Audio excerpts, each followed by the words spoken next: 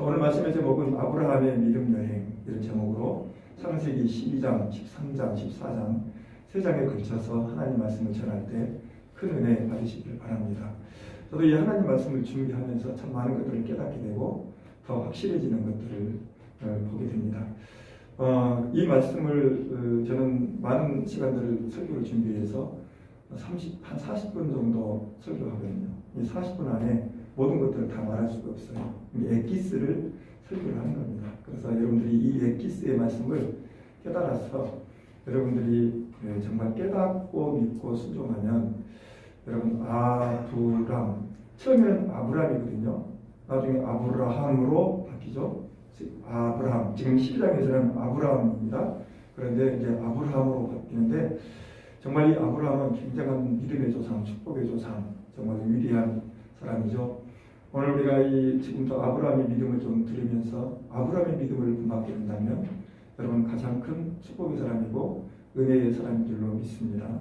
창세기 1장부터 11장까지는 네 사건 말씀드렸죠. 창조, 타락, 홍수심판, 바벨탑 사건, 즉 민족들의 분열에 대해서 큰 네 가지 사건을 말씀드렸고 이제 창세기 12장부터 50장까지는 네 사람을 이야기하는 겁니다. 중심은 첫째는 아브라함이죠. 둘째는 이삭, 그 다음에 세 번째는 요셉, 야곱 그리고 요셉 이렇게 나가죠. 그러니까 하나님은 아브라함을 선택해서 아브라함의 축복이 이삭에게 흘러가고 이삭의 축복이 야곱에게로 흘러가고 야곱의 축복이 요셉에게로 흘러가는 것을 볼 수가 있습니다. 그러니까 많은 사람들이 은혜를 받고 많은 사람들이 하나님의 사랑을 받고 많은 사람들이 하나님의 축복 속에 살아가지만 그 중에서도 메인이 있어요. 그게 바로 성경에서는 아브라함, 이삭, 야곱, 요셉이죠. 오늘 우리 교회도 마찬가지고 오늘 이 땅에 있는 교회들도 마찬가지고 성도들도 마찬가지입니다. 정말 이 하나님의 아브라함과 같은 축복, 이삭과 같은 축복, 야곱과 같은 축복, 요셉과 같은 축복을 흘러가는 그런 믿음의 사람이 되고 믿음의 가정이 되고 믿음의 교회가 된다면 이것보다 더 큰 은혜가 없고 더 큰 축복이 없다고 하는 사실입니다. 하나님께서 창세기 12장에서 아브라함을 부르십니다. 그러니까 창세기 1장부터 11장까지는 인류의 시작, 그렇다면 창세기 12장부터는 이스라엘의 시작, 이스라엘 민족의 시작을 하는데 한 민족을 시작하시고 또 모든 인류를 구원하시기 위하여 하나님께서 한 사람을 부르시는데 그 사람이 누구냐면 바로 아브라함이었습니다. 하나님의 부르심을 받아 귀하게 아름답게 능력 있게 쓰임받는 사람들이 참 많죠. 자, 우리도 하나님의 자녀로 부르셨음을 감사하시길 바랍니다. 하나님의 자녀이신 것을 믿습니까? 그렇지 않은 것을 믿습니까? 여러분 이것보다 더 큰 감사가 어디 있겠어요? 지옥 갈 우리들을 천국 가게 해주셨고 마귀의 자식을 하나님의 자녀로 삼아주셨습니다. 제 안에 제 종으로 살았던 우리들을 거룩한 구별된 하나님의 사람으로 우리를 불러주셨습니다. 이것은 우리에게서 가장 큰 감사이며 가장 큰 은혜이며 가장 큰 축복인 줄로 믿습니다. 여러분 아브라함 한 사람을 통해서 한 민족을 만드시는 겁니다. 믿음의 가문을 만드시는 겁니다. 믿음의 나라를 만드십니다. 한 사람을 선택하시고 인류의 구원의 역사를 하나님이 만들어 가시는 것입니다. 그가 바로 아브라함이죠. 아브라함. 이렇게 믿음의 사람으로 부름받고 믿음의 나라를 이루어가는 것, 하나님의 나라를 이루어가는 것은 가장 큰 은혜이며 축복인 줄로 믿으시기를 바랍니다. 오늘 저와 여러분들은 하나님의 자녀로 부름받았고 믿음의 사람으로 부름받았습니다. 의의 사람으로 부름받았습니다. 사명자로 부름을 받았습니다. 부름받은 것은 하나님의 은혜이고 하나님의 귀한 은총인 줄로 믿습니다. 자, 하나님은 아브라함을 부르시듯 오늘 저와 여러분들을 부르셨다는 거예요. 믿습니까? 하나님의 자녀로 부름받았습니다. 아멘. 거룩한 백성으로 부름받았습니다. 믿음의 사람으로 부름받았습니다. 사명자로 부름받은 줄로 믿습니다. 세상의 빛과 소금으로 부름받은 줄로 믿습니다. 이 세상에는 수많은 부르심이 있어요. 가장 복된 부르심, 가장 영광스러운 부르심, 그것은 바로 하나님의 부르심이죠. 하나님의 자녀로 우리를 삼아주시고 우리를 사명자로 삼아주시는 것입니다. 가장 큰 부르심이죠. 우리는 하나님의 부르심을 받은 존재이기 때문에 우리 모두 한 사람 한 사람이 소중한 존재인 줄로 믿습니다. 각각 주어진 시대에, 주어진 자리에서 주어진 사명과 주어진 직분을 가지고 쓰임받는 소중한 존재. 여러분, 거룩한 시대의 주인공으로 살아가시길 바랍니다. 여러분, 우리는 세상에서 세상 사람으로만 살아가는 사람이 아니라 우리는 세상에서 하나님의 사람으로, 하나님의 일꾼으로, 하나님의 빛과 소금으로 세상의 빛과 소금을 역할을 감당하면서 하나님의 뜻을 이루면서 하나님의 나라를 확장시키면서 영혼을 살리면서 영혼을 키우면서 영혼을 거치면서 교회를 세우면서 어두운 세상을 밝게 만들어가는 그런 하나님의 사람으로 우리를 불러주셨다는 사실입니다. 네. 아브라함을 부르신 이유는 무언가요? 인류 구원의 역사입니다. 인류 구원의 역사예요. 거룩한 통로. 그러니까 아브라함의 자손을 통해서 예수 그리스도가 이 땅에 태어나시죠. 그래서 마태복음 1장 1절에 보면 아브라함과 다윗의 자손 예수 그리스도의 세대라. 그러니까 예수님이 오시는 조건은 더 많은 사람이 있지만 아브라함은 아예 그냥 예수 그리스도의 족보의 첫 번째 족보가 되는 겁니다. 아브라함을 통해서 아브라함의 모든 자녀들을 이 아브라함의 가문을 통해서 예수님이 이 땅에 오시는 거예요. 아브라함의 자손을 통해서 아브라함의 가문을 통해서 예수 그리스도가 이 땅에 오셔서 인류를 구원하시고 인생의 모든 문제를 해결하시고 하나님이 빛과 은총으로 함께해 주시는 것입니다. 아브라함은 특별한 통로가 되었습니다. 오늘 우리도 예수님을 전하는 통로, 회복의 통로, 변화의 통로, 부흥의 통로로 사용되는 은혜가 함께 하시기를 주님의 이름으로 축원합니다. 저는 이 설교를 준비해서 여러 목사님 설교도 듣고 책도 참고하고 묵상도 하는데 우리 손태근 목사님 이런 말씀하시더라고요. 예수 그리스도가 없는 모든 것은 무의미하다. 예수 그리스도가 없는 것은 모든 것이 무의미하다. 아무런 가치가 없다. 아무런 의미가 없다. 그러므로 먼저 우리 자신들이 예수 그리스도로 충만하고 날마다 예수 이름으로 충만하고 그 예수 그리스도를 증거하는 사람이 된다면 우리는 정말 아브라함과 같은 믿음의 복을 받은 사람들로 믿습니다. 우리는 예수님을 젖혀놓고 하나님의 나라를 젖혀놓고 그의 나라와 의를 젖혀놓고 세상에 빠져서 세상의 것들에 의해서 살아갈 때가 얼마나 많이 있습니까? 그런데 정말 성경을 가장 명료하게 해석하고 성경을 명료하게 풀어내는 우리 손태근 목사님 유명하거든요. 3.1교회. 정말 그 목사님 성경을 풀어내는 겁니다. 성경을 성경대로 풀어내는 목사님입니다. 그런데 오늘도 제가 오늘까지도 그 설교를 들었어요. 손태근 목사님한테 이 설교를 들었어요. 그런데 그 중에서 들은 그 한 가지 제 심장에 찔렸습니다. 예수 그리스도가 없으면 그것은 무의미한 거다. 오직 예수 그리스도만이 우리의 최고의 축복이다. 할렐루야. 예수는 우리의 모든 구원자이시며 모든 해결자이시며 우리의 모든 것들을 기적을 만드시는 분, 모든 역사를 바꾸실 수 있는 인생을 바꾸고 가정을 바꾸고 우리의 교회를 바꾸고 지역을 바꾸고 민족을 바꾸고 시대를 바꿀 수 있는 분은 예수 그리스도라는 거예요. 그런데 이 예수 그리스도가 바로 아브라함을 통해서 오셨다는 거예요. 아브라함의 가문을 통해서 이 땅에 오셨다는 거예요. 1절은 하나님의 부르심의 명령입니다. 어떻게 부르시고 어떻게 명령하시는가? 하나님께서 아브라함을 부르실 때 먼저 보이는 것을 떠나라. 보이는 것에서 떠나라고 하셨습니다. 너의 본토, 친척, 아비집을 떠나라. 고향을 떠나라. 부모님을 떠나고 형제들을 떠나고 가족을 떠나라. 떠나라는 것입니다. 하나님이 내게 보여준 땅으로 가라 하셨습니다. 그러니까 하나는 보이는 것을 떠나라. 그리고 또 하나는 보여줄 땅으로 가라는 겁니다. 보이지 않는 땅으로. 아직 하나님 보여주시지 않았어요. 오직 한 가지 말씀만 하셨습니다. 내가 보여줄 땅으로 떠나라. 사실 고향을 떠나고 부모님을 떠나고 가족을 떠나고 내가 살아왔던 환경을 떠난다는 것은 굉장히 힘든 겁니다. 굉장히 힘들어요. 정들었습니다. 안정이 되어 있습니다. 이미 힘이 되고 위로가 되어집니다.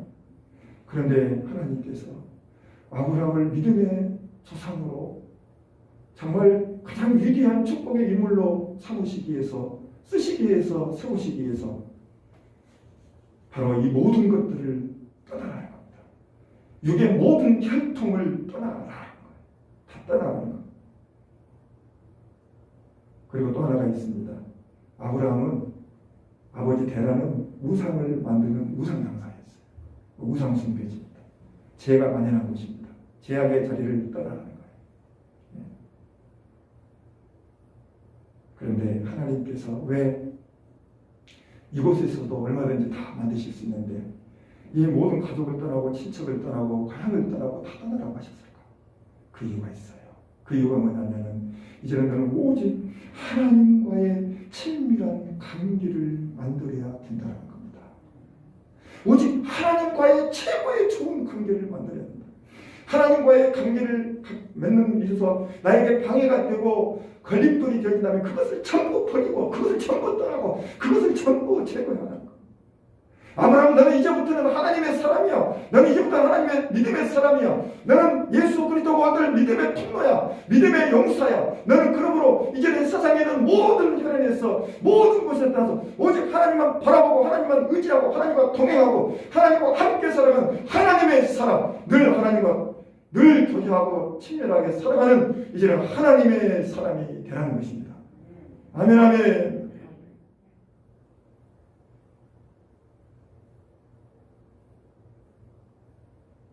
하나님은 하나님과의 관계만을, 아브라함과 하나님과의 관계만을 만들기 원했습니다. 하나님의 통로가 되기를 원했습니다. 그래서 하나님께서는 아브라함을 향해서 너는 나의 친구라고 했잖아요. 너는 나의 친구야. 하나님은 아브라함을 하나님의 친구로 만드셨습니다. 그러기 위해서 모든 세상적인 방해가 되는 것들은 다 제거하셨습니다. 떠나라고 말씀하셨습니다. 그리고 보여줄 땅으로 가. 아직 안 보여주셨어요. 떠나면 그 땅을 보여주시고 떠나면 그 땅으로 인도해 주신다는 거죠. 이것이 믿음입니다. 보이지 않았습니다. 보이지 않아요. 그렇지만 믿고 순종하는 것이죠. 순종할 때 보여주시고 순종할 때 길을 인도해 주시고 순종할 때 하나님이 역사해 주시는 것입니다. 하나님의 명령에는 반드시 축복이 있습니다. 하나님께서 우리에게 말씀을 주실 때는 축복이 있습니다. 내 인생을 바꾸고 내 운명을 바꾸고 내 미래를 바꾸고 우리 가정의 가문의 미래를 바꾸고 우리의 삶을 미래를 바꾸는 말씀, 그것이 어디에 있냐면 바로 세상에 있는 것이 아니고 하나님 말씀 속에 있고 하나님이 우리에게 부르시고 우리에게 명령하시고 우리에게 주시는 말씀 속에 있다는 사실을 믿으시기를 주의 이름으로 축원합니다. 그래서 말씀은 보배입니다. 말씀은 보물입니다. 최고의 보물은 하나님의 말씀인 줄로 믿으시기를 바랍니다. 오늘도 이 말씀을 통해 은혜 받으시기를 바랍니다. 깨달으시기를 바랍니다. 회개하시기를 바랍니다. 순종하시는 거 회개하고 순종하시기를 바랍니다. 그럴 때 놀라운 하나님의 역사가 내 안에서 우리 안에서 우리 가정 안에서 내 삶 속에서 내 직장 안에서 내가 하는 사업 속에서 하나님의 역사가 이루어질 줄로 믿습니다. 하나님이 일하시는 것입니다. 하나님이 역사하시는 거예요. 하나님의 명령은 우리를 축복하시는 말씀입니다. 우리에게 부담을 주고 우리에게 아픔을 주고 우리에게 힘든 무거운 짐을 주는 말씀이 아니라 물론 그 말씀대로 따라갈 때는 힘들고 어렵고 또 답답하고 여러 가지 상황이 있을 수 있습니다만 그러나 결과적으로는 그 하나님 말씀은 우리를 축복하시는 말씀입니다. 그러므로 말씀대로 살아갈 때 하나님의 은혜의 역사가 일어나고 축복의 역사가 일어날 줄로 믿습니다. 하나님께서는 아브라함에게 부르시면서 말씀하시면서 축복을 약속하셨습니다. 이 히브리어 원문으로 이것을 구분하면 7가지라고 이야기합니다. 우리는 지금까지 한 크게 3가지로 하나님이 아브라함에게 주신 축복을 3가지로 정리해서 말씀드리는데 이걸 원문을 따지면 7가지라고 그래요. 그 가장 첫 번째 뭐냐면 큰 민족을 이루시겠다. 넘겨주세요. 큰 민족을 이루시겠다. 무엇을 이루겠다고요? 큰 민족을 이루시겠다. 야, 하나님이요 아브라함에게 큰 민족을 이루는 축복을 주시겠다는 겁니다. 여러분 우리 새벽교회가 큰 역사를 부흥하는 축복을 역사를 주신다고 한다면 이것보다 더 큰 축복이 어디 있겠습니까? 날마다 부흥하고 아멘. 날마다 오늘 금년에 배가봉, 금년에는 또 배가봉, 금년에는 또 배가봉. 얼마나 큰 축복이겠습니까? 그런데 이 아브라함에게 한 사람, 한 가정을 통해서 큰 민족을 이루겠다고요. 나라를 이룬대요. 나라를 이루는데 큰 민족을 이룬대요. 여러분, 큰 민족이 어떤 민족인지 아십니까? 그냥 어떤 대한민국, 이스라엘 그 정도가 아니라 아브라함이 정말 모든 믿음의 백성들이 하나의 큰 민족인 줄로 믿으시길 바랍니다. 그러니까 과거, 현재, 미래 모든 큰 민족을 아브라함을 통해서 이루신 거예요. 오늘 우리는 누구의 자손이에요? 아브라함의 자손입니다. 우리는 아브라함의 자손이에요. 작은 민족이 아니라 큰 민족을 이루십니다. 그런데 이때 주신 상황이 그렇게 좋지 않아요. 여러분 창세기 11장 30절 한번 읽어볼까요? 자, 창세기 11장 30절 시작. 사례는 임신하지 못함으로 자식이 없었더라. 여러분 사례가 누구입니까? 접시죠. 사라. 아브라함의 아니잖아요. 근데 사례가 지금 임신을 해요? 못해요? 없어요. 자식 있어요? 없어요? 없어요. 자식이 하나도 없어요 지금. 그런데 하나님께서는 아브라함을 부르시면서 내가 너희에게 큰 민족을 이루겠다. 세상에 자녀를 낳지 못해요. 임신이 안 되고 있어요. 아브라함이 결혼을 했는데 얼마나 절망적입니까? 결혼하면 자녀가 생산되고 자녀가 잉태를 해서 자녀를 낳아야 그게 은혜고 축복이잖아요. 지금은 일부러 안 낳기도 하지만 이때 당시는 고대 당시에는 여자가 결혼해서 아이를 못 낳으면 그게 저주였습니다. 이런 절망적인 상황이었어요. 정말 희망이 없는 상황이었어요. 아니 결혼해서 아이도 한 명도 못 낳는데 하나님께서는 아브라함에게 큰 민족을 이루시겠다고 약속해 주시는 겁니다. 여러분 우리가 지금 아무리 절망적인 상황일지라도 아무런 힘들고 어려운 상황일지라도 하나님의 말씀이 하시겠다면 하시는 겁니다. 아멘. 우리의 희망은 세상에 있는 것이 아니고 세상의 조건에 있는 것이 아니고 현재 상황에 있는 것이 아니고 우리의 희망은 하나님의 약속의 말씀인 줄로 믿습니다. 여러분. 말씀을 믿고 은혜 받고 깨닫고 순종하고 나아가면 그 말씀대로 하나님은 이루시는 하나님입니다. 여러분. 역사하시는 하나님입니다. 내가 노력한다고 되는 것도 아니고 세상에 좋은 환경이 있다고 되는 것도 아니고 하나님이 하시면 되는 거고 하나님이 안 하시면 안 되는 겁니다. 하나님은 이 창대 기대라는 이 민족의 축복을 허락해 주셨습니다. 그리고 또 말씀을 하시죠. 복이 될지라. 복된 존재가 된다는 겁니다. 축복의 통로가 되겠다는 겁니다. 복의 존재. 그러니까 아브라함의 복의 존재로 부름받아버렸습니다. 하나님께서 아브라함을 부르는 순간, 말씀을 주시는 순간 아브라함은 이제는 복의 사람이 되어버렸습니다. 오늘 저와 여러분들도 이미 하나님의 자녀가 되었다면 이미 저는 우리가 복된 사람인 줄로 믿으시길 바랍니다. 세상에 하나님의 자녀가 되는 복만큼 어디 있겠습니까? 하나님의 일꾼이 되는 것만큼 하나님의 충성들은 하나님의 일꾼이 되는 것만큼 얼마나 위대한 복이 어디 있겠습니까? 3절에 보니까 아브라함을 축복하는 자에게는 복을 주시고 아브라함을 저주하는 자에게는 저주하신다. 그러니까 이 말은 무슨 말씀이냐면 하나님이 아브라함을 앞으로 보호해 주시리라. 여러분 우리는 이 세상에 정말 코로나19로 인해서 늘 안전을 위해서 예를 쓰고 또 경계를 해야 되고 조심을 해야 됩니다. 여러분 얼마나 수많은 미혹과 유혹이 있고 수많은 제약이 가정하고 있고 세상이 어떻게 돌아가고 세상에 어떤 문제가 발생해서 어떻게 되어야 될지 우리는 이 세상은 아무것도 알 수가 없습니다. 그런데 하나님이 보호해 주시고 하나님이 지켜주신다고 한다면 이것보다 더 큰 은혜와 축복이 어디 있겠습니까? 우리를 가장 안전하게 보호해 주실 분은 하나님밖에 없습니다. 세상은 우리를 안전하게 지켜줄 수 없습니다. 우리 부모들이 자녀들을 안전하게 지켜줄 수도 없습니다. 그러나 우리를 안전하게 우리 가정을 우리 자녀들을 우리 교회를 우리의 모든 상황을 안전하게 지켜주실 분은 보호해 주실 분은 하나님뿐인 줄로 믿습니다. 그러니까 우리는 하나님의 말씀을 믿고 순종하고 하나님의 말씀대로 나아가는 것이 지혜이고 은혜이고 축복인 것입니다.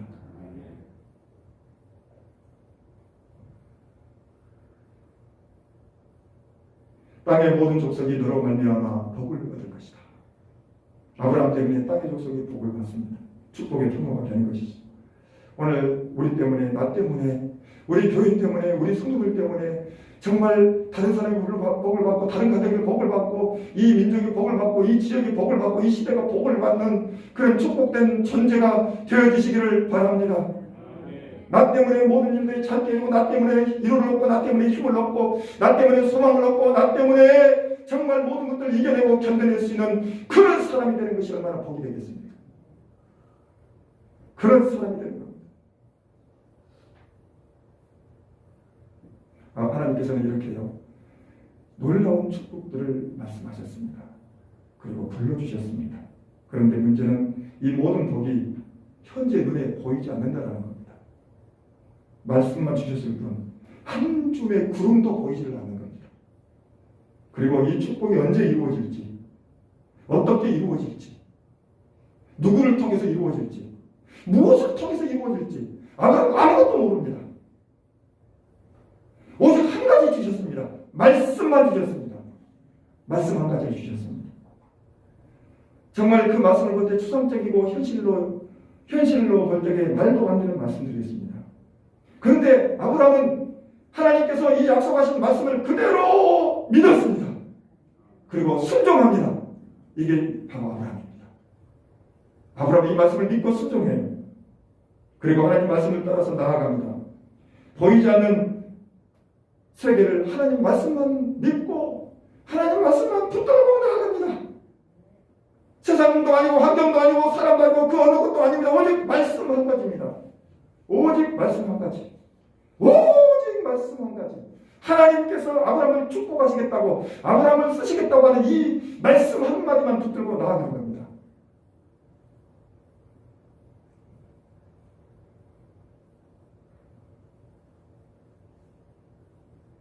결국은 위대한 민족의 조상, 믿음의 조상, 복의 조상, 구원의 조상으로 나아가는 시작이고 발걸음이 되는 것이죠.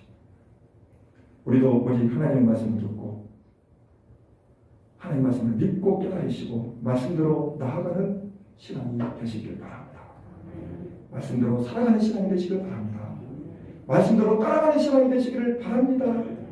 내 생각도 아니고 환경도 아니고 어떤 조건도 아니고 어떤 경험도 아니고 그 어떤 상황도 아니고 오직 하나 말씀입니다. 오직 하나 말씀이에요. 오직 하나 말씀입니다. 이 말씀은 천지와 창조를 만드신 말씀입니다. 이 말씀은 살아있고 움직이고 생기가 있고 하나님의 약속의 말씀, 하나님 주신 말씀이기 때문에 하나님 전능하신 하나님이시기 때문에 반드시 그 말씀을 이루어 가시는 겁니다.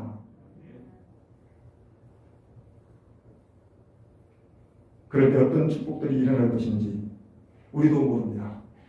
그러나 하나님은 아십니다. 하나님은 아십니다.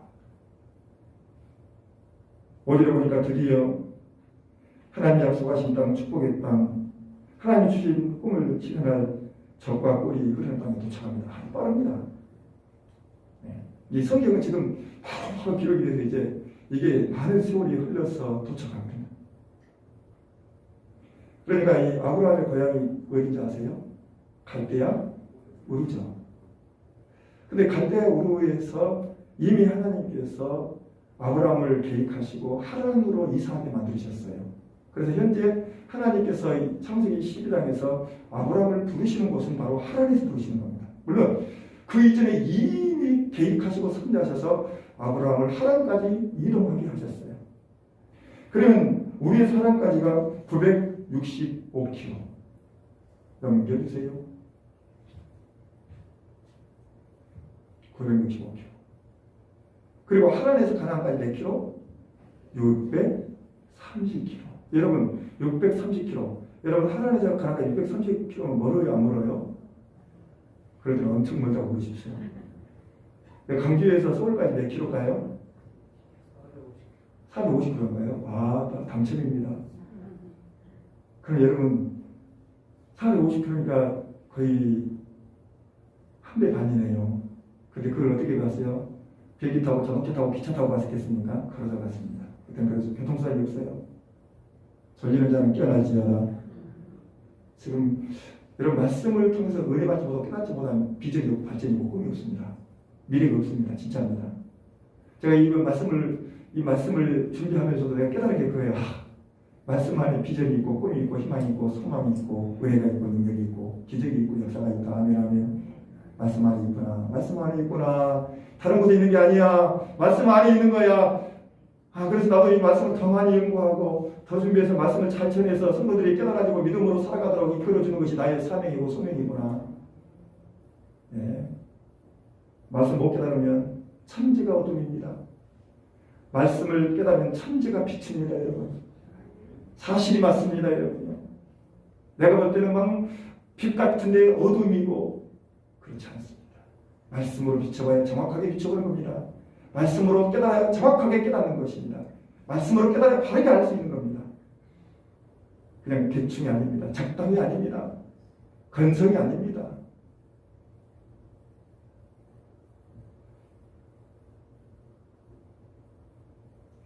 (640km) 멀고 험한 길, 보이지 않는 길, 그리고 이 길 같은 얼마나 많은 반대가 있고 불평이 있고 장애물이 있었을까요?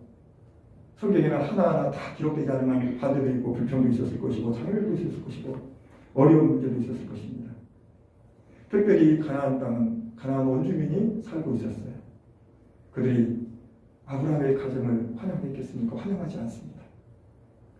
원주민들입니다. 가나안, 그러니까 그때는 다 유목민이었거든요. 지금 뭐 아브라함도 마찬가지.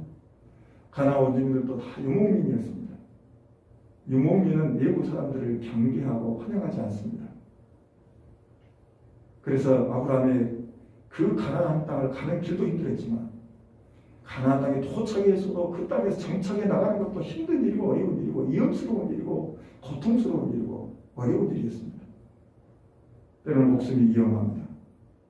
그런데 이 모든 힘든 길을 오직 말씀을 믿고 말씀을 의지하여 가나안 땅에 도착했습니다.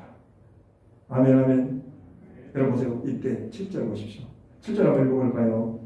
시작. 여호와께서 아브라함에게 나타나여 이르시되 내가 이 땅을 내 자손에게 주리라 하시니라. 자기가 나타난 여호와께 그가 그곳에서 제단을 쌓고. 아멘. 자, 들어보십시오. 아브라함이 오직 말씀을 믿고 의지하여 순종하여 가나안 땅에 도착했을 때에 도착하자마자 하나님이 나타나셨어. 다시 한번 하나님의 음성을 들려주십니다. 말씀을 주십니다. 하나님께서 우리에게 설교를 들려주시는 것, 말씀을 들려주시는 것이 최고의 은혜고 축복인 줄로 믿습니다. 아멘. 이 시간도 여러분 말씀을 듣고 설교를 들으면서 말씀을 듣고 설교를 깨닫는 것이 은혜인 줄로 믿으시길 바랍니다. 여기에 길이 있고 여기에 은혜가 있고 여기에 능력이 있고 여기에 소망이 있고 여기에 희망이 있는 줄로 믿으시길 바랍니다. 다른 곳에 있지 않습니다. 나타나 이르시되 내가 이 땅을 내 자손에게 주리라. 너에게도 주고 너희 자손에게도 주리라. 여러분, 내가 복을 받고 우리 자녀들이 복을 받고 우리 자손들이 복을 받고 우리 자녀 손손손들이 복을 받는 일이 얼마나 어려운 일입니까, 여러분? 신앙이 3대가 흘러가기 힘들다고 하잖아요. 신앙이 3대가 흘러가면 4대부터는 자연스럽게 흘러간다고 합니다. 그래서 가장 힘든 때가 2대, 3대까지 신앙을, 믿음을 지키고 이 믿음의 가문이 흘러가게 하는 것, 이 믿음이 신앙이 흘러가게 하는 것, 여기에 목숨 걸고 생명 걸어야 됩니다. 다른 게 아닙니다. 우리 자녀들이, 우리의 손자들이 예수 잘 믿고 신앙생활 잘하고 말씀 순종하는 신앙으로 세우는 것이 우리의 가장 중요한 문제이고 관건이고 우리의 사명이라는 사실입니다. 그런데 하나님께서는 아브라함에게 자손 대대로 은혜와 복을 주시겠다고 이렇게 말씀하시는 거죠.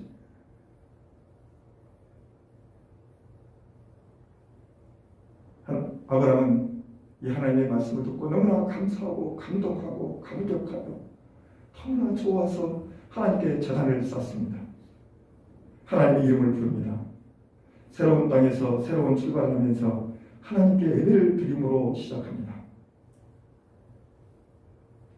오늘도 우리는 한 주간을 시작하면서 주님의 날을 새벽부터 저녁까지, 새벽 예배부터 낮 예배, 저녁 예배까지 새벽부터 온전히 예배를 드리고 이 주의 날을 하나님의 성전에서 온 마음을 다하여서 예배를 드림으로 한 주간을 시작하는 것이 가장 큰 중요한 일이고 은혜이고 축복인 줄로 믿으시길 바랍니다. 오늘 이 주일은 한 주간의 문을 여는 날인 것입니다. 한 주간을 시작하는 출발점이 되는 것입니다. 그래서 우리가 주의 날을 새벽부터 저녁까지 온 가족이 하나님 앞에 나와서 제단을 쌓고 온 마음을 다해서 제단을 쌓고 은혜를 받고 그 주신 믿음과 말씀을 가지고 나아가는 것이 한 주간을 승리하는 길이고 날마다 복되게 살아가는 길인 것이죠. 창세기 12장부터 오늘 14장까지 3장을 말씀을 전하는데 이 3장 말씀을 볼 때마다 아브라함은 중요한 순간마다 하나님께 제단을 쌓고 중요한 순간마다 하나님께 제단을 쌓습니다. 예배를 드립니다. 예배를 드림으로 하나님께 감사하고, 예배를 드림으로 신앙을 지키고, 예배를 드림으로 재단의 싸움으로 하나님과 교제하고 교통하고 하나님을 바라보고 하나님을 만나고 하나님을 더 가까이 자기 안으로 모셔드리는 이 아브라함의 예배 신앙, 재단 쌓는 신앙을 볼 수가 있습니다. 한 절을 보면 베델 쪽 산으로 아브라함이 옮겨요. 그러니까 가나안 땅에 도착해서 한 곳에 딱 정착이 된 게 아닙니다. 정착이 안 됩니다. 서쪽은 베델이고 동쪽은 아이라. 그러니까 좋은 땅은, 평지의 땅은 가나안 원주민들이 다 차지해 있어가지고 아브라함이 도착했지만 아브라함에게 그 땅을 주지를 않습니다. 그래서 그들이 다 찾아오고 있으니까 아브라함은 그냥 산으로 올라가는 거예요. 동쪽 산으로. 불모지의 땅으로 올라가는 겁니다. 여러분, 믿음의 길이, 믿음의 여행이 그렇게 쉬운 게 아닙니다. 믿음의 길, 믿음의 여행, 주일 지키고 예배를 드리고 기도하며 충성하며 헌신하며 믿음으로 살아가는 믿음의 여행이 쉬운 게 아닙니다. 여러분, 때는 건강 때문에 힘들고, 어떤 때는 마음이 힘들어서 힘들고, 어떤 때는 사람 때문에 힘들고, 어떤 때는 경쟁인 것 때문에 힘들고, 어떤 때는 다 방해거리가 많습니다. 저도 이렇게 사명을 감당하고 사역을 감당하고 하니까 건강이 떨어지면 또 믿음의 문제가 생겨지고, 마음이 상하면 믿음의 문제가 생겨지고, 또 상황의 문제가 생기면 또 믿음의 문제가 생겨지고, 정말 힘들고 어려운 것이 믿음의 여행이고 믿음의 길이라는 것을 우리는 보게 되는 것이죠.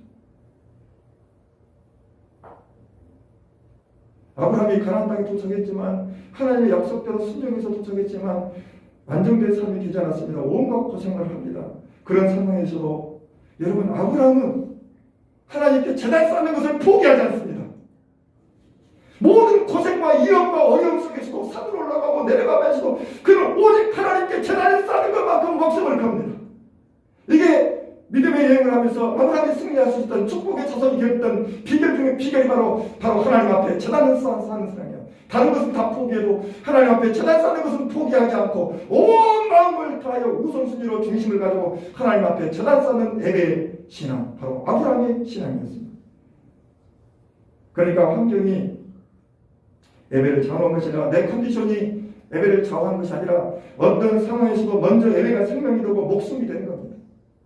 하나님이 함께하는 사람, 하나님이 축복하시는 사람, 하나님이 기적을 보여주시는 사람, 여러분 어떤 사람일까요?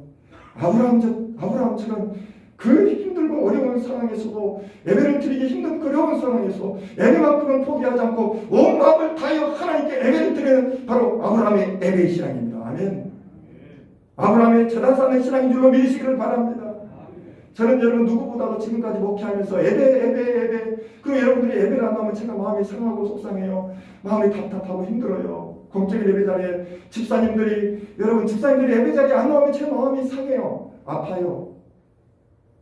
초신자들이야 안 나올 수도 있죠.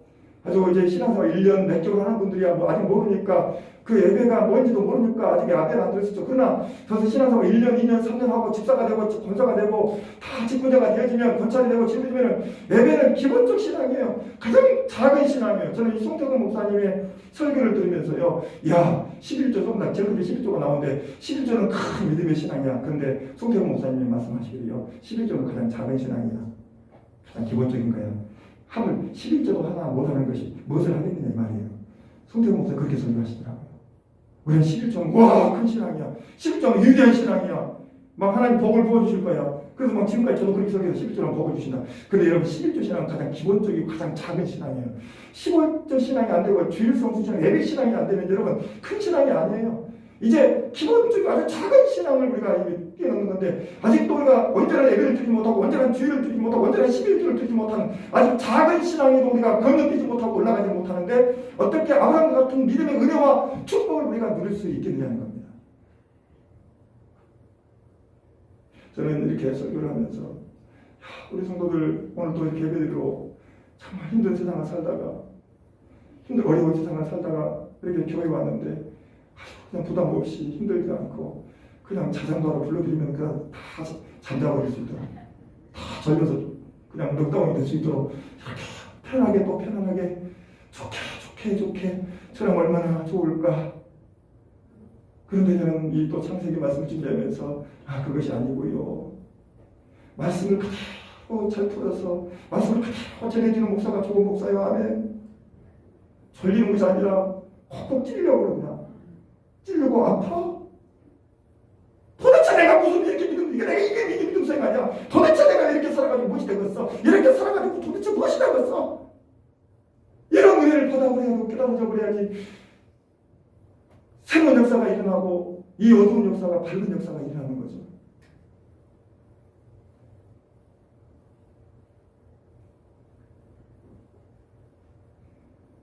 구절에 보니까 아브라함은 점점 남방으로 옮겨갔다고 했습니다. 갈 곳이 없습니다. 계속 원주민으로부터 방해를 받으니까 거주할 땅을 옮깁니다. 아브라함의 믿음의 여행, 어려운 난관이 많았어요. 이 모든 것들을 이기고 뚫고 나갈 때 믿음의 주상이 되는 축복의 사람이 될 줄로 믿습니다. 16절 20절에 보니까 아브라함의 실수가 나옵니다. 자, 아브라함의 실수 10절에 보니까 가나안 땅에 기근이 들었어요. 그러자 어디로 내려갑니까? 애국으로 내려갑니다. 여러분, 애국은 제약의 상징이고 세상의 상징입니다. 여러분, 아브라함과 같은 믿음의 사람도 실수할 수 있다는 것입니다. 아브라함도 우리가 똑같은 연약한 인간임을 보여줍니다. 그래서 애굽이 어려움을 생기자 애굽으로 내려가 버립니다. 이때부터 아브라함이 이상한 짓을 합니다. 걱정을 합니다. 거짓말을 합니다. 여러분, 말씀을 따라갔을 때는 아브라함이 걱정하지 않았어요. 거짓말하지 않았어요. 말씀을 따라가지 않고 이제는 기근이 들어보니까 이제는 세상의 방법을 따라가 버리니까 걱정이 생기고 거짓말을 하게 됩니다. 그래서 자기 아내가 너무 이뻤는가 봐요. 한번 보고 싶어요. 만약에 애국으로 내려가고 자기 아내가 너무 이뻐가지고 아내라고 하면 나를 죽여버리고 아내를 뺏어갈까 봐서 여보 나는 당신 지금도 아내라고 하지 말고 나를 그냥 누이라고 그래. 우리는 아브라함보다 더 낫습니다. 그래가지고 실제로 애국의 나라가 얼마나 이뻤던지 애국이 온통 소문이 나가지고 이 애국 바로 한 가지 소문을 들어가지고 여기가 데리고 와라. 내 아내로 삼아야 되겠다. 근데 하나님께서 어떻게 합니까? 아브라함의 아내를 통해서 구원의 역사를 만들어 가셔야 되기 때문에 하나님이 보호하시잖아요. 보호해 주시겠다고 했잖아요. 실제로 보호해 주십니다. 큰 재앙이 그냥 이 바로 군중의 입에 들어요. 큰 재앙이에요. 그리고 이 바로 깜짝 놀라가지고 아브라함을 불러가지고 야, 너 누이라고 했잖아. 아내라고 말해야지. 하나님이 지켜주십니다. 여기서 아브라함은요 엄청난 사건을 경험합니다. 여러분, 실수를 통해서도 실패를 통해서도 우리는 무엇을 깨달아야 되냐면 하나님의 음성을 깨달아야 됩니다. 하나님의 역사를 깨달아야 됩니다. 실패를 하고 실수를 하는데도 하나님의 은혜, 하나님의 말씀을 깨닫지 못한다면 여러분 그건 불행한 것입니다.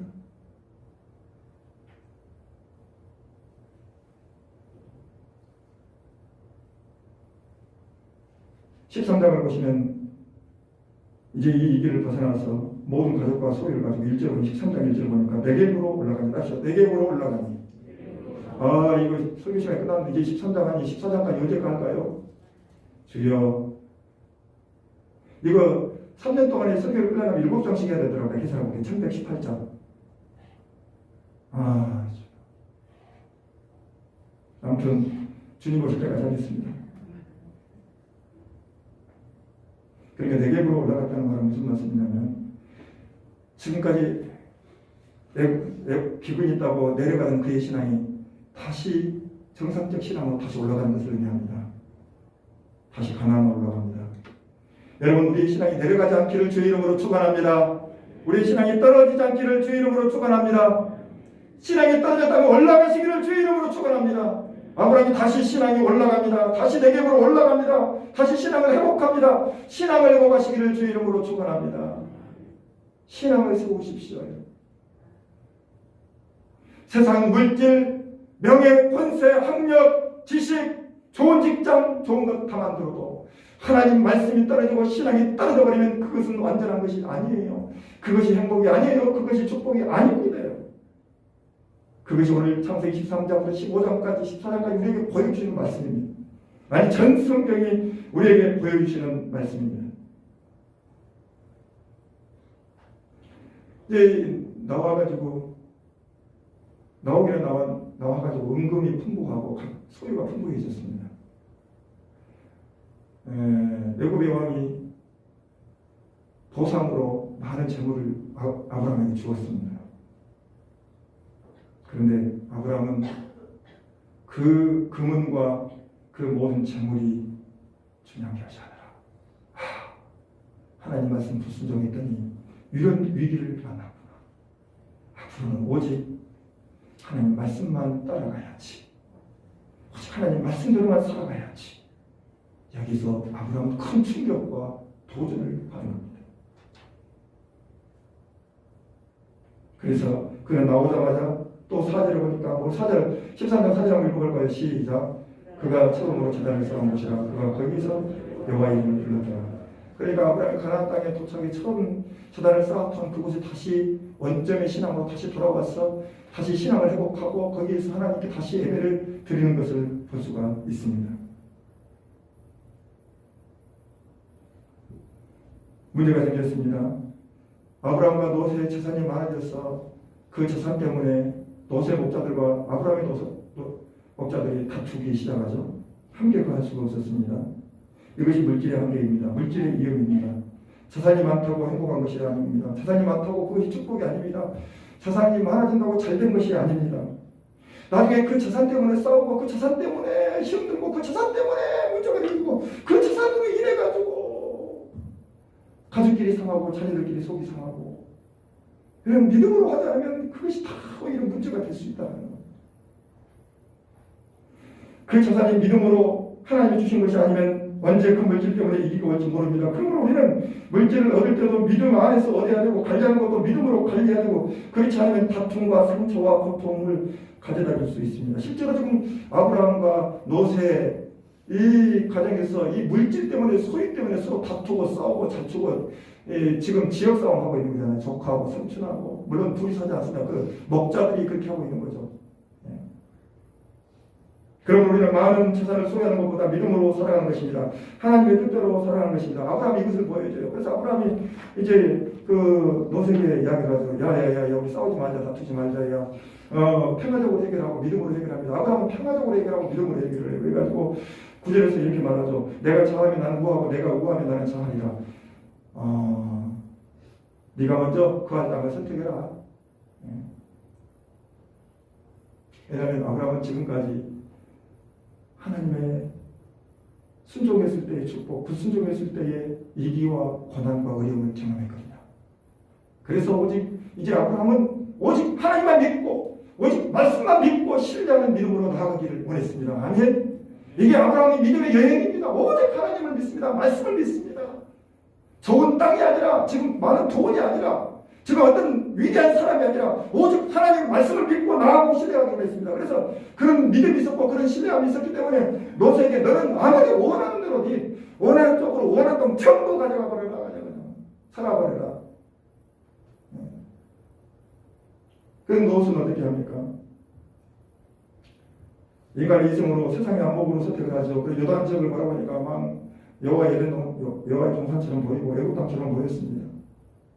결국 이 롯은 소돔과 고모라성 요단 동쪽을 선택하죠. 결국 어떻게 합니까? 나중에 멸망하죠. 다 망한 기체 때문에 멸망 지역이잖아요.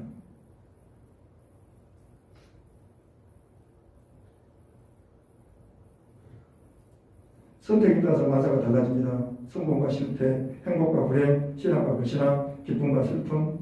육의 눈으로 선택하면 실패합니다. 영의 눈으로 선택하면 성공합니다. 아멘.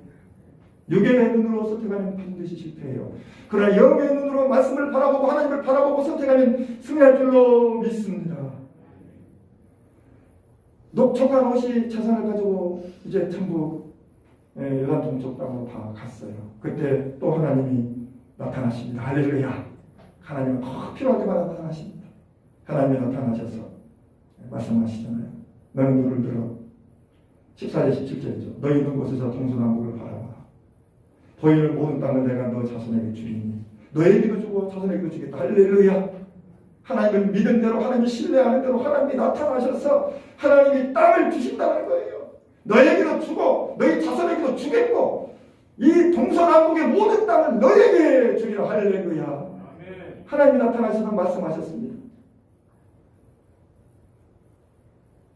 너희 자손을 16절 보니까 티끌답게 할 것이다.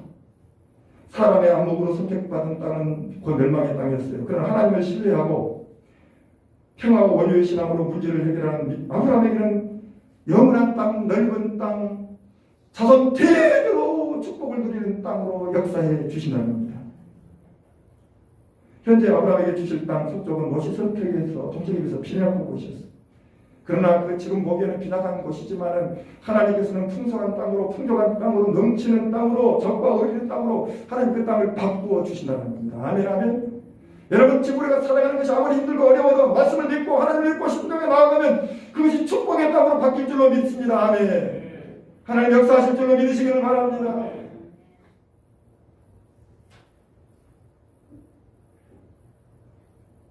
18절에 아브라함은 헤브론에 있는 마므레 산수리 수풀의 위에 거주하며 여호와를 위하여 제단을 쌓았습니다. 여기서 이제 아브라함은요, 무슨 생활을 중심적으로 하나님께 예배를 드리며 하나님과 교제하며 열과 온 마음을 온 힘을 다하여 하나님께 예배를 드리며 기도하며 찬양하며 하나님을 바라보고 하나님을 신뢰하며 하나님 앞에서 하나님의 영광을 위하여 하나님의 뜻을 이루는 삶을 바로 이 마므레 산수리 수풀에서 헤브론에서 살아가게 되는 겁니다. 할렐루야. 금과 은보다는 세상의 영광과 세상의 그 어떤 것보다는 아브라함은 오직 하나님이십니다. 말씀입니다. 믿음입니다. 믿음의 여행을 이 헤브론에서 이곳에서 충만한 하나님과의 교통과 교제를 이루며 믿음으로 살아가는 아브라함이었습니다. 그런데 14장에서 전쟁이 벌어집니다. 남북전쟁. 가나안 남북전쟁. 북연합군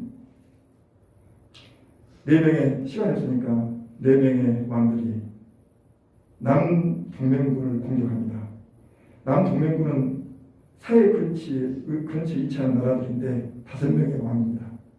원인은 뭐냐면 남쪽에 살고 있던 왕들이 12년간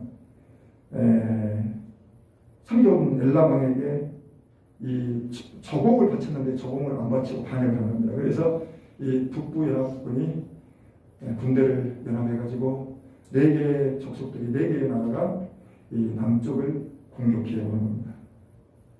이때 중요한 것이 있습니다. 물론 남쪽이 피하고 북쪽이 이기죠. 그런데 남쪽에 누가 살고 있었어요? 아브라함의 조카 롯이 살고 있었어요. 롯의 가정에 시련이 찾아오는 것을 볼 수가 있습니다. 여러분, 제한의 땅에서 죄의 종노릇을 하며 살아갈 때 무엇인가 포로되어 살아가고 반드시 이런 시련과 고난이 온다는 것을 우리는 깨달아야 되는 것입니다. 아브라함은 이 소식을 듣고 그동안에 집에서 318명을 기르고 훈련시켰다고 했습니다. 봅시다. 기르고 훈련시켰다. 아브라함은 하나님과 열렬하게 교제하며 교통하며 하나님께 예배를 드리며 하나님과 동행하며 살면서 318명의 믿음의 용맹 있는 용사를 훈련시켰습니다.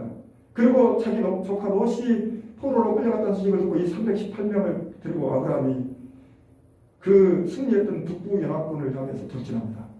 그리고 이 한 가정이 아브라함이 이끄는 이 318명이 그 북부 연합군을 무찌르고 모든 포로와 모든 재물을 다시 찾아옵니다.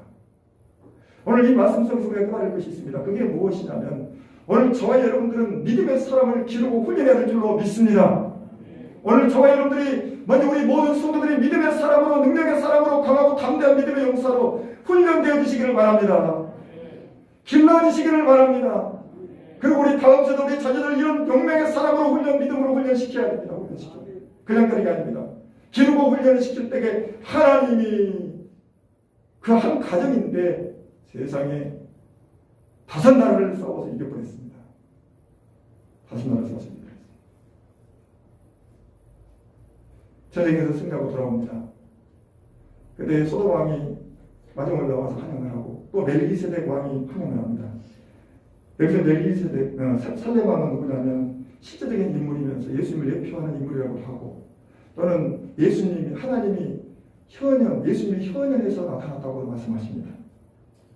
여기에서 살렘 왕이 나타나서 천지의 주제이신 하나님 하면서 아브라함을 축복합니다. 그리고 소돔 왕은 이렇게 이야기합니다. 사람은 돌려주고 자산은 아브라함이가 다 가져가라 그럽니다. 그때 이 아브라함이 무슨 말 하냐면요. 나는 네가 주신 자산도 필요 없다. 원래 전쟁을 하면 전쟁에서 이기는 승리자가 자산도 사람도 다 가져가는 것이 소유물이잖아요. 그런데 오히려 소돔 왕이 큰 소리 치는 겁니다. 그러나 아브라함은 아무것도 한 티끌도 받지 않습니다. 그러면서 아브라함이 이렇게 고백합니다. 여러분 14장 22절 볼까요? 14장 22절 한 구절 읽어보고 말씀하십니다. 시작. 아브라함이 소돔에게 이렇게 천지의 주제이신 지극히 높으신 하나님과 함께 내가 손을 들어 맹세하노니 아멘. 아브라함이 천지의 주제이신 하나님께 손을 들어 맹세합니다.